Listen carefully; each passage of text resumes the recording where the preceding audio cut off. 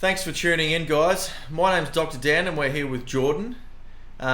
Jordan's here to talk about, two things we're going to cover tonight. The first thing we're going to talk about is getting through the most difficult times we've ever experienced in our lives.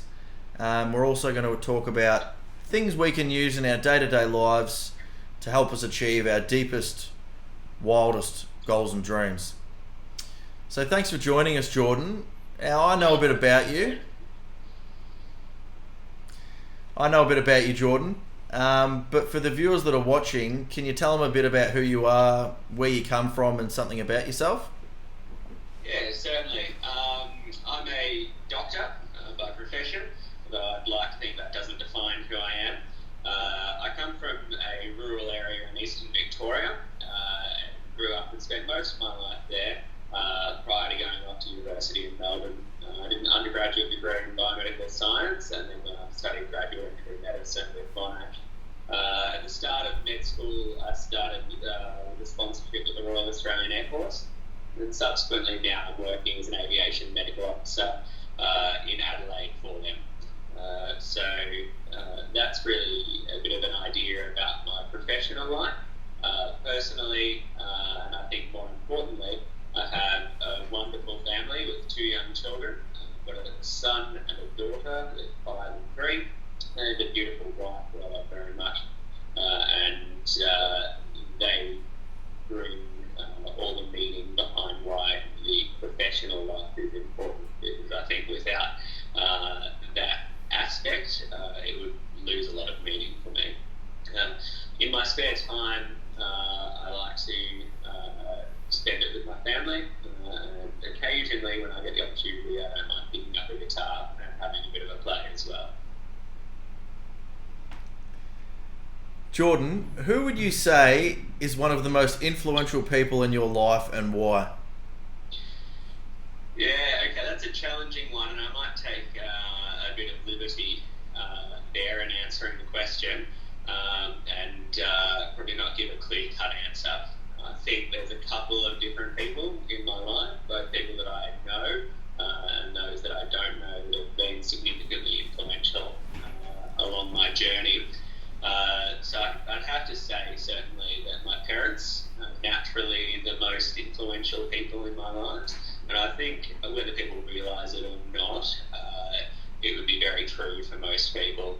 I know from my profession as a general practitioner, and studying public health, in particular the social determinants of health, how important childhood is, and the key role that parents play in that process.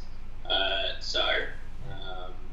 think mum and dad, to start off with, for me, were very influential, but they never pushed me in a direction I grew up. My dad is a carpenter by trade. My mum worked as a public servant, and I had a very happy and stable childhood, and they just allowed me to pick and choose what I wanted and supported me in achieving the goals that I'd set for myself, rather than setting any expectations for me, which I think was really great. My wife Sarah has certainly been a very influential figure in my life, and as you know, Dan, Sarah and I have been together for more than half my life now.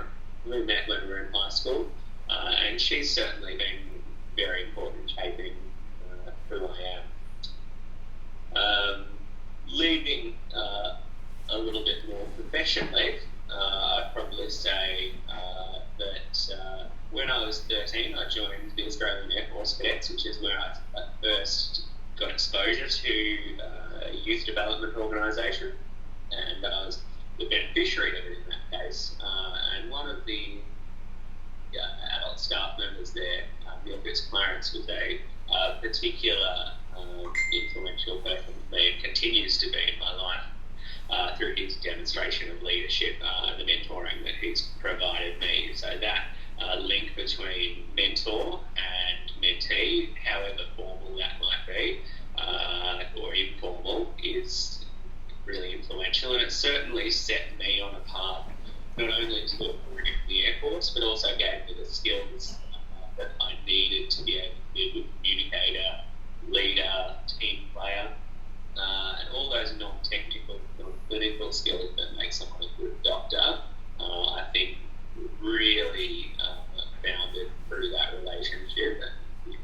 to through that organisation that I was part of.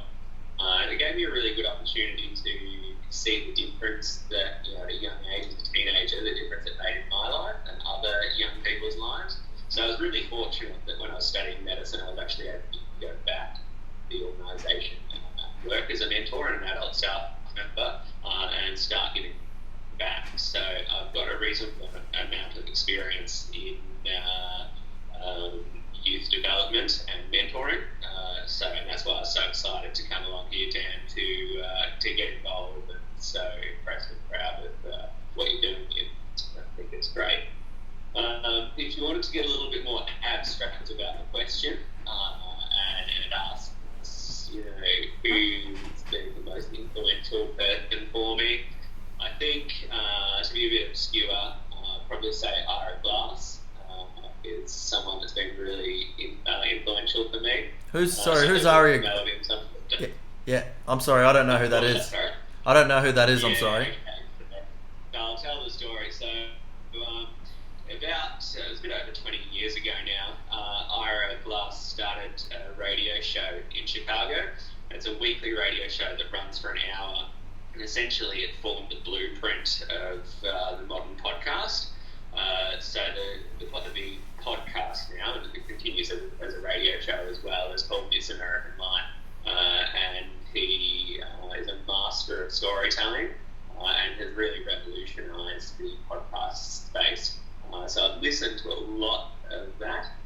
It's given me a lot of opportunity to broaden my worldview, and also I feel he's probably got a lot to do with the popularity of podcasts in general. So whether it's listening to Dan Carlin's hardcore history and learning about things from our past that can inform our future, or whether it's listening to medical podcasts, I think a lot of that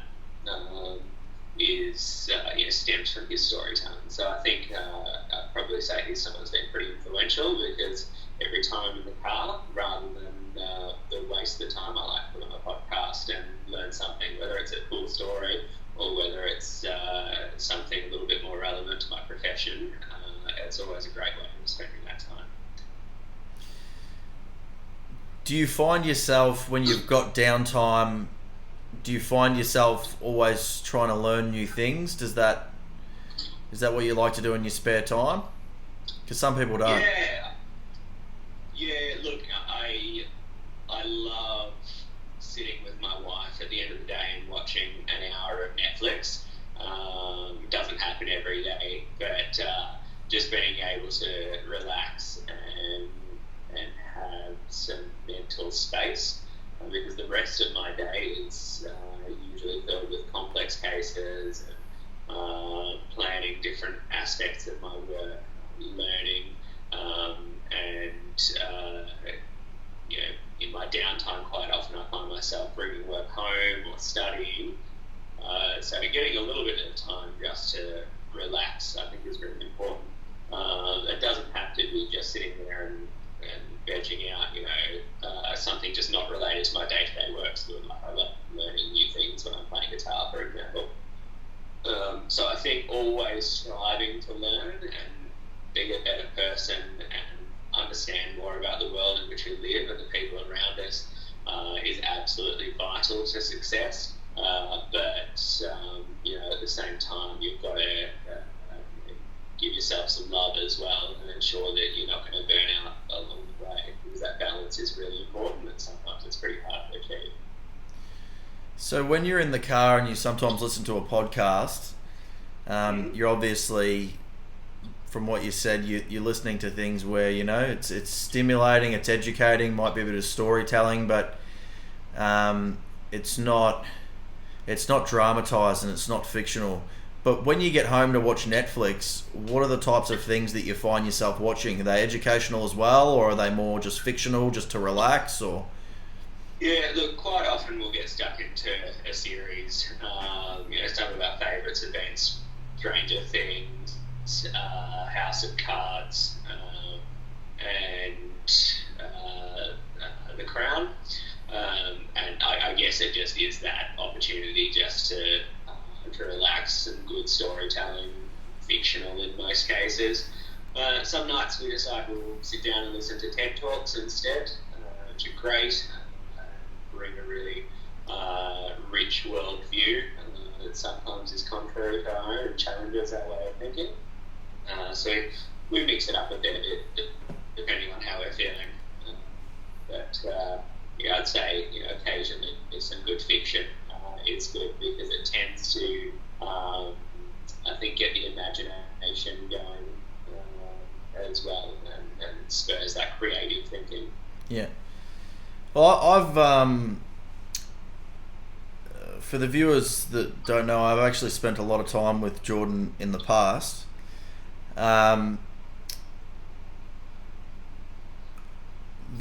Jordan, as you're aware, there's some students that, whether it's they've brought it on themselves or there's pressure from their parents, that they need to be studying all the time. You obviously seem to be continue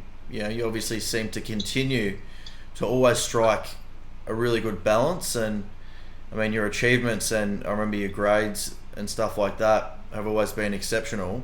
What would you have to say to someone who feels they have to, who wants to achieve great things? Do they have to study all the time, or people that are getting that kind of pressure from their parents? What would you say to someone in that kind of position? Yeah, look, no matter how talented you are as an individual, you have to work hard. And I think if you're not doing that, you're not living up to your potential, even if that happens to be better than everyone else, just because of who you are and your natural abilities, and you're coasting through, you're still not being as great as you can be. So I think that determination and tenacity to push through and resist the temptation to just go and spend time doing other things, especially in those key moments in life. So I'm talking like Year 12 university exam periods, the first couple of months at a new job, for example. Maybe if you've got a startup or a new business idea, you've got to put that time and effort into it. But I think I alluded before that with that there's a significant risk of burnout. So even if it's just once a week, if you've got a ritual that allows you to get away from that and just do something that you enjoy and feel natural about, that's important.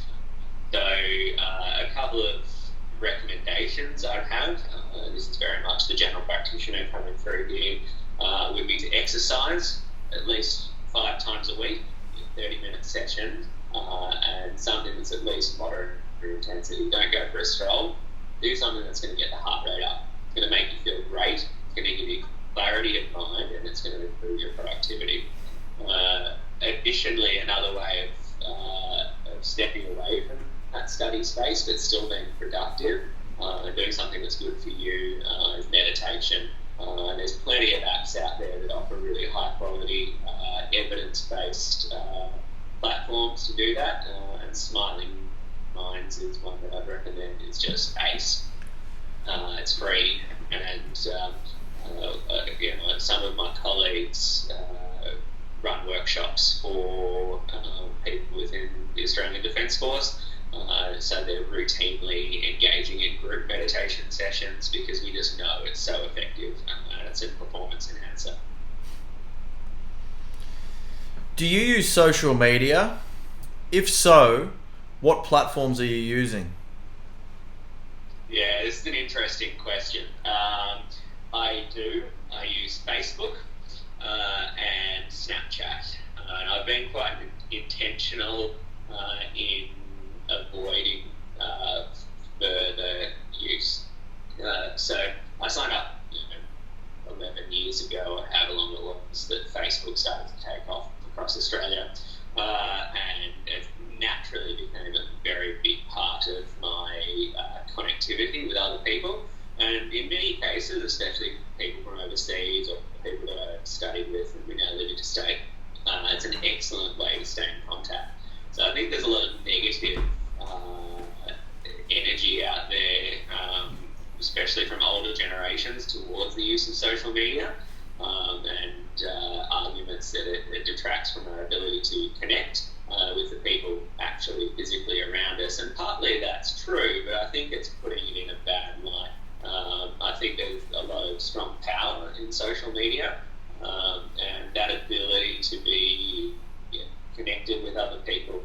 can be really important when it's used well.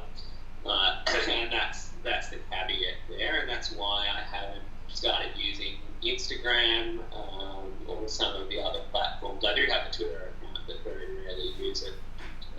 It's just a university is something that I had to get it for. So, I guess some key messages are not to let it define you, not to let it get in the way of your relationships with the people in front of you. So, sitting on the couch at home with your girlfriend and both sitting on social media instead of interacting, or doing that at dinner with friends, is probably not ideal. And I identified some patterns a couple of years ago that I didn't like. I was finding I would get baited by trolls pretty easily. I was using Facebook as a source of news, following SBS News, which I expected to have a fairly balanced view, but they would have a fairly nice article about something good that had happened in the world, and then the trolling would happen in the comments. I found myself just getting annoyed by it, so I removed all aspect of news in Facebook, and I use normal news sources like ABC, SBS, that are known to be centre rather than biased, and I don't have to read comments from people in public, which makes it a lot better.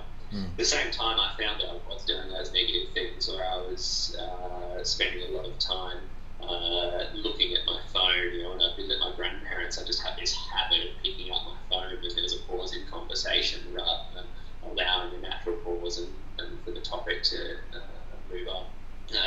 So I buried the Facebook app away in subfolders on my phone and make a conscious effort to use it less, and just have a scroll through every now and then and allow it to keep me in contact with people and see the kind of things they're doing. Snapchat I ended up getting because a lot of my mates at work and study use it, and it's a pretty cool way to stay in individual contact with people. And I don't use it that much, but enjoy its use, and I'm not finding that it's having any negative impacts on my life at the moment. It's some fantastic advice there. It sounds like you're really utilising it, utilising the positive aspects of it, and I really like that. What are some of the biggest struggles, Jordan, in life, or that's happened in your life? However you'd like to answer that. Yeah, so it's a deep question, but I'll give it a crack at answering fairly honestly. I assume there's going to be a follow-up question, something about how I've managed to work through those, or do you want me to answer that together? Yeah, sure. Yep. Yeah, if you can answer that together, for sure. All right. So I guess the theme of a lot of my struggles beyond the day-to-day, being tired and having kids wake you up in the middle of the night and feeling constantly sleep-deprived as a parent, or frustrated occasionally at work, or complex patients and things like that, which I actually really enjoy. The theme of the challenges I've faced are probably a disconnect between my goals and what's actually happening. So put that in context for you, I think the first time that really happened for me was when I was in year 12. I was working bloody hard. So 4 to 6 hours of study every single night, working most of the weekend, and very little downtime. And I wanted to be a doctor, and I wanted to be in the Air Force. And then all of a sudden the UMAT results came out, and I was quite shocked that it was clear immediately that I wasn't going to get into med school straight up. And it wasn't too bad because I was able just to bury my head in year 12 work and focus, but there was a strong sense of despair and kind of challenge to the way I viewed the world and the way I viewed things would be in the future. So I guess I decided to be productive. Had a couple of days where it wasn't great, Yeah. And then put my mind to it. I'm like, right, here's the plan. I'm going to study biomedical science. I'm going to get into med school. I'm going to have great grades. And again, so that's a whole different beast. And that's what happened. So I still went on and studied medicine. Biomedical science gave me the great opportunity to have a really good undergraduate experience. I learned a lot. I had a broad range of interests academically there and met a lot of awesome people, which gave me a lot of opportunity that I don't think a direct med school experience would have. So in hindsight, it seems like what happened suited me a lot better, even though it was really challenging information to process at the time, because it felt like it was never going to happen for a moment there. And then fast forwarding through after med school, internship, residency, military training, coming here to Adelaide, I've always had very clear views of what my life would look like in 5-10 years' time. It changed, it's fairly fluid, but having that plan was very important for my motivation and drive to work hard and do well, and certainly helped me get through that stress, because I'm like, here's the end product, this is why I'm doing it. And when I started med school, I thought, after Air Force, I want to be a neurosurgeon, and then it changed to lots of different things. Work with plastic surgeons and see the finesse of their work and think, I want to be a plastic surgeon, and then realise I actually don't really want to be a surgeon at all. Maybe obstetrics and gynecology, because you get to do some surgery, but there's a lot of clinical work, and then realise that wasn't a great work-life balance, and so it changes. Maybe anaesthetics would be really good. Coming over here, it got to the point where I realised that I can't have a view, out 5 or 10 years and have a definite plan. This is what my life's going to look like, because the Air Force just doesn't offer that. There's too much variability.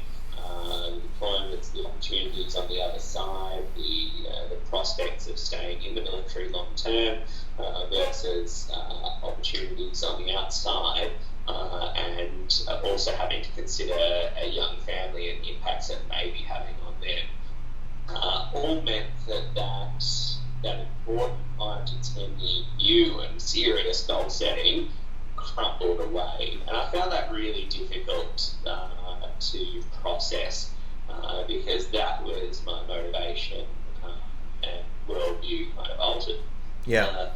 So it took a lot of time, and it never impacted my ability to work or function at a high level and continue studying. But it's personally that it's kind of a sentinel moment for me, where I realised that I had to be comfortable with a fluid plan that had 5 different possibilities of what it might look like down the track, and that I think has been a really important journey for me.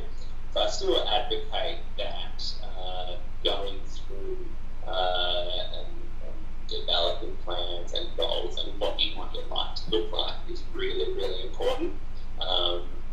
But you need to be flexible and fluid, because sometimes amazing opportunities come up that you just didn't expect to happen, and that will take you off in a different direction. And sometimes doors close as well. It means that that's just not going to be a possibility. It doesn't mean it's going to be a bad thing. It just means something else great will happen down the track in a different way. So other than acknowledging that and understanding, so doing some soul searching and thinking about the way I think, introspection, other than that kind of processing, for me some really important things are meditation, exercise, spending time with my family and loved ones and speaking to them. Speaking to my mentor is really important, and I do that frequently, and I have a number of different mentors still, and I advocate that throughout your life you should maintain that, and that should be a central part of challenges and goals and success for you.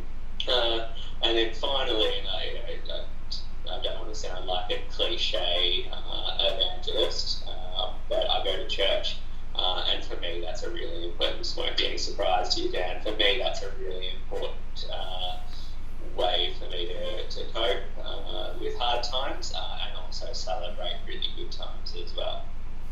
And is a big feature of my day-to-day life. Yeah, absolutely.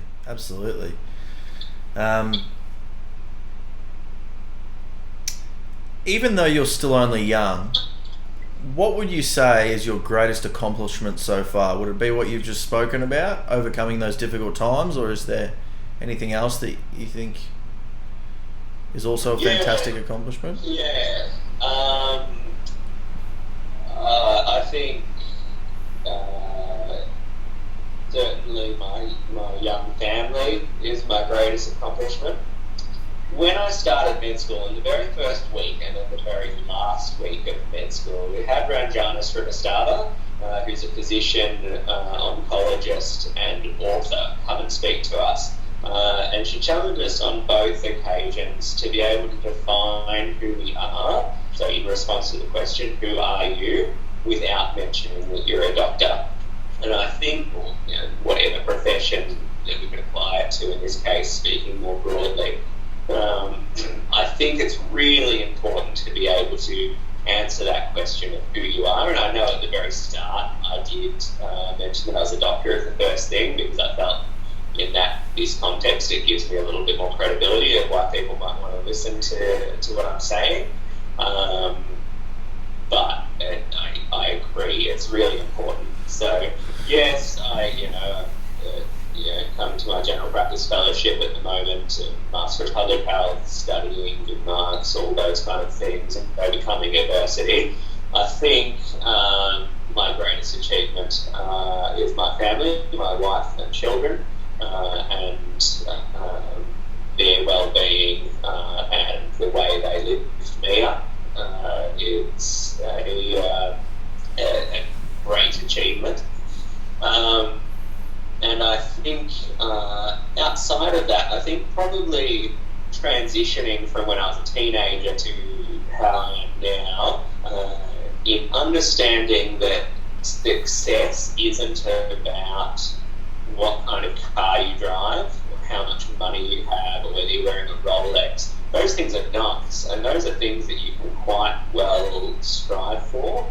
But I think understanding your responsibility to make the world a better place for other people, and I think you're doing that, Dan, right now by taking active interest in mentoring and motivational speaking and helping develop other people around you. I think people who volunteer with aid agency, people who work with homeless, people who work in the public hospital system or mental health or addiction services, helping the most vulnerable people in society, or just helping the people who live around you to be better people, is such an important element of success and being a good human being.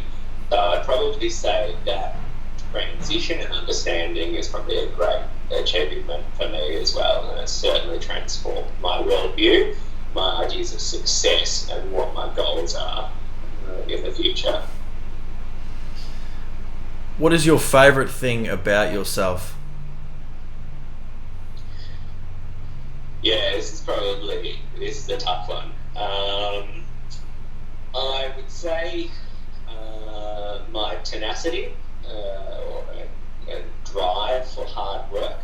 And I know we talked about that balance, but I came from a family where my parents supported me. They probably would have been a bit upset if I wanted to be on the dole and not work. But they were highly supportive of whatever my motivations were. So I wasn't pushed at any point. And as I said, I've come to a couple of crossroads where I could have given up or taken an easy way out. But I keep on putting one foot in front of the other, and sometimes that's all you can do when it seems tough or long. Especially you get to the start of a 4-year degree, or even when I started biomedical science, I thought this is the path to med school. So at the start of that 7-year process, that really is more like 11 or 12 years by the time you get a fellowship at the other end. Absolute minimum, probably longer for most people. It's daunting, and really all you can do is put one foot in front of the other. Well, you did that, didn't you? You did that when you were in a state of despair from not getting into med school. I mean, I was the same. It's only normal. It's only understandable and human to want to throw in the towel and just say, "Oh, I'm just going to go off and do something easy." But you really have been tenacious. You didn't take no for an answer, and you found a way to do it, and you were tenacious. So I mean, you can, from what you've told us tonight, you've certainly demonstrated that in what you've done. Yeah, cheers, mate. And I think you would agree. Just coming to your point there, that where you look at your life now compared to what it might have been like, if things had have gone differently and you didn't have those challenges, you wouldn't change it for the world at the moment. You're exactly where you want to be, and sometimes that journey isn't what you expect, but you end up in a place that's great and better than you could have imagined in the first place, and that hard work is what's got you there.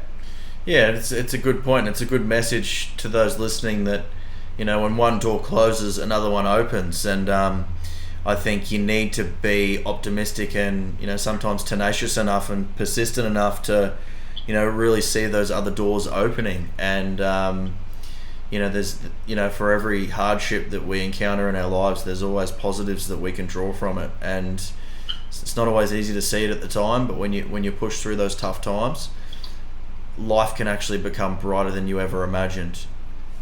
It's hard to see that when you're young, because you haven't really gone through as many tough times as what you do as the years go on.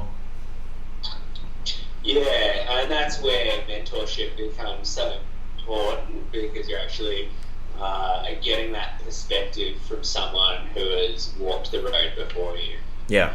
And getting that perspective from lots of different people, whether it be your parents or your parents aren't particularly good at that aspect of parenthood.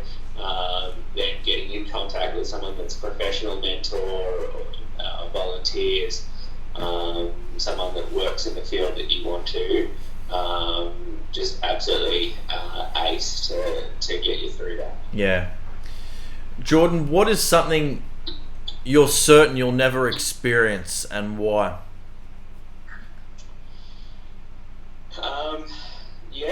That's an interesting question.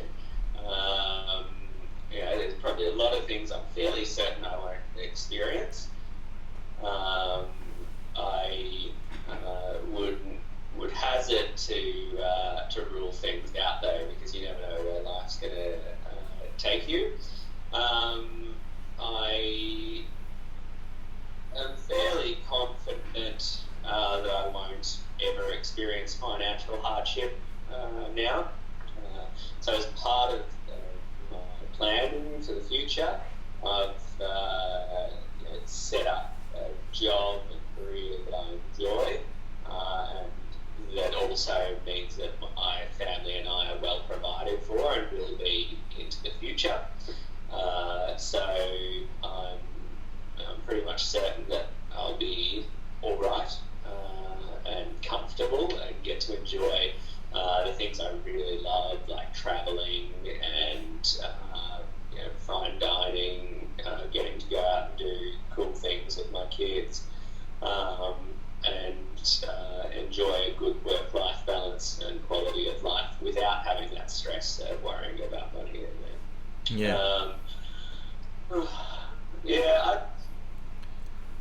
Outside of that, I'm fairly certain I'll never experience a point where I just give up. I think that's probably a good answer.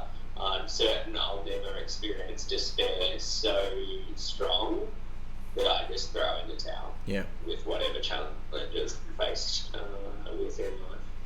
Well, I mean, you've been through those, you've been through tough times, and you've pushed through it, and you know within yourself that at times when the world seems to be going so pear-shaped, and times that can be really discouraging, you've proven yourself, which at the time you probably hadn't been through something that difficult before, or you weren't sure and it was scary, and you probably drew upon mentors, and you were tenacious, and you put one foot in front of the other, and you just got on with it, and you're an adult about it, and at a time where you're still 18 years old, you did what adults do, and that's just to get on with it and get through those tough times. And from what you've told us, it's obviously given you a lot of confidence in yourself and in the future. You know that you've been through that, so you know that it's pattern, isn't it? It's pattern. I don't think you'd be a. I don't think you're used to quitting now. You've been winning now for so long, and overcoming hardships and adversities, that winning now is a pattern for you, and you're certain that you're gonna execute on that. When life throws you curveballs. Yeah.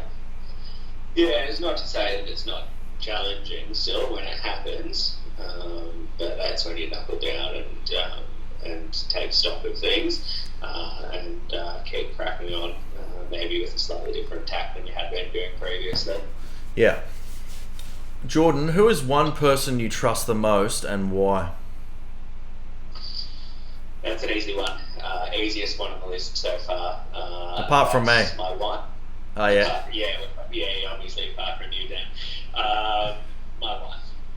So it's really important to have strong, trusting relationships, and obviously early in my life that was my parents. For some people that's not possible for whatever reason due to your relationship with your parents, but having someone that you can trust is so important, and whether that means you need to reach out to someone and find someone, I met my wife when I was still. Yep. Yeah, so it was just telling me my battery's running low. Yeah.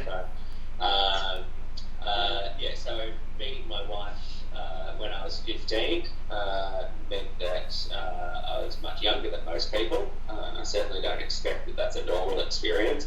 But we've been together for 16 years now, and got married and have a family together. And she's the one person in the world that I trust more than anyone else. I still have trusting relationships with a lot of people, like previous mentors that I've mentioned, my family, my close friends, and having lots of people that you trust is great, but definitely above all others is my wife. That should be a feature of a good relationship, intimate relationship, and certainly feel it is reciprocal for us.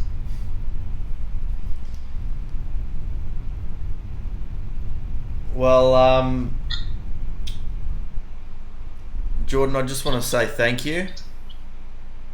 Sincerely, I really appreciate your time. I know you're a busy man. You've got your family and you've got your demanding career that requires a lot from you. It's right now. It's a Sunday night. It's 8:30 p.m.